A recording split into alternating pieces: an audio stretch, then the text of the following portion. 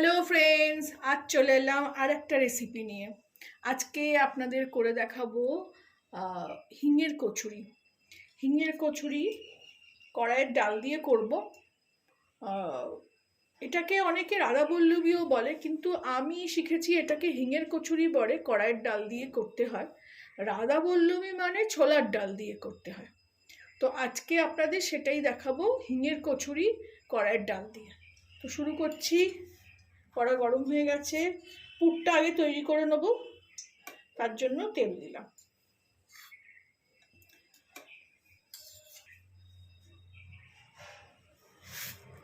এবার এতে একটু মৌরি ফোড়ন দেবো। একটু হয়ে গেলে এতে এই দেখুন, কড়াইয়ের ডাল আমি রাত্রিরে ভিজিয়ে রেখেছিলাম, সকালে এই বেটে নিলাম।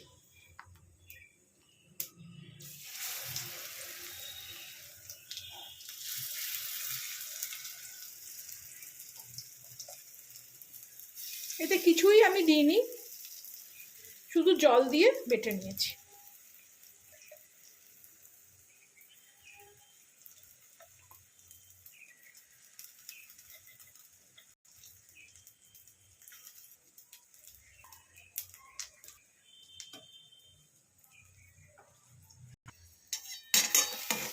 এটাকে একটু ভালো করে নাড়িয়ে দিলাম তেলের সঙ্গে। পুর করছি।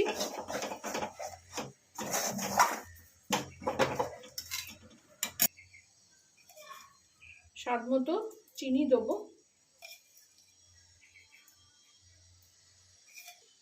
নুনটাও দিয়ে দেবো। আটা মাখবো যখন তাতেও নুন দেবো।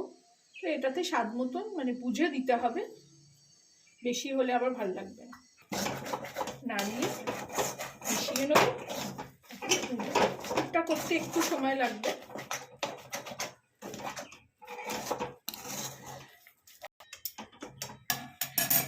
যেহেতু হিঙের কচুরি, তো হিংটা আমি ফোড়নে দিইনি, হিংটা আমি এইভাবে ওপর থেকে ছড়াবো।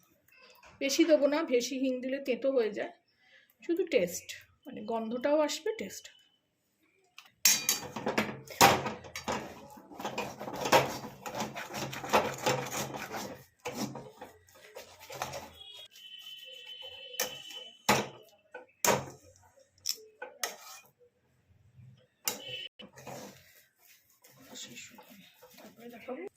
এই দেখুন, এবারে পুরটা আমার রেডি। পুরটা দেখুন এরকম পুরো কড়াটা ছেড়ে দিচ্ছে আর শক্ত হয়ে গেছে। এবার আমার পুর রেডি হয়ে গেল। এবার এটাকে একটু ঠান্ডা করে নেব। দেখুন আটা মাখাও হয়ে গেছে। আটাটা বেশি শক্ত না আর বেশি নরমও না। এই নেচি কেটে নেব। একটু লুচির থেকে একটু বড়, পরোটার থেকে একটু ছোট। বেশি বড় বড় করলে কচুরিগুলো তখন বড্ড ভারী হয়ে যাবে। পুর ভরা ব্যাপারটা তো সবাই জানেন, শুধু আমি করে দেখাচ্ছি। এই যে পুরটাও দেখুন ঠান্ডা হয়ে গেছে।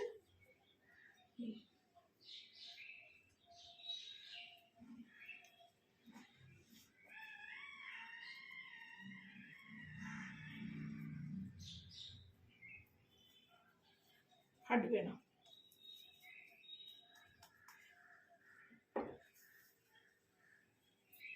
মতন করে ওপরটা একটু পাতলা হবে, যেখানটা আমি ঘোরাচ্ছি ওখানটা একটু পাতলা হবে, আর নিচের এই জায়গাটা একটু মোটা হবে, যাতে ফেটে না যায় কচুরিটা যখন বেলবো।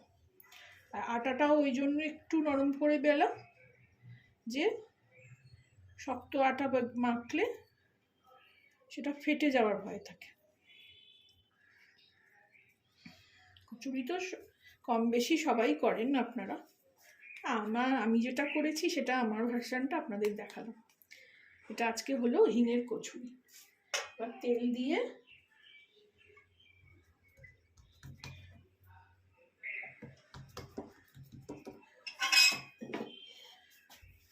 আস্তে আস্তে বেলাবো।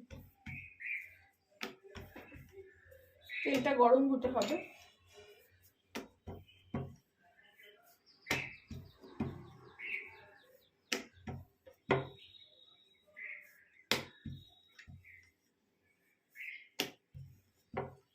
আস্তে আলতো হাতে, যাতে ফেটে না যায়। সুন্দর হলো দেখো। এবার আমি, গরম হয়ে গেছে তেল, একদম গরম তেলে ভেজে নেব।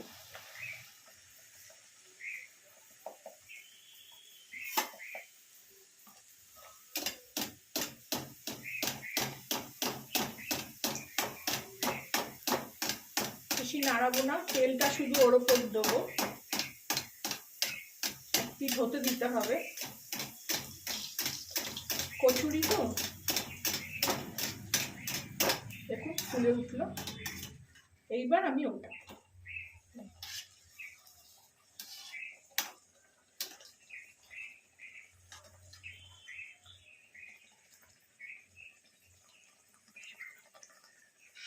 এই আমার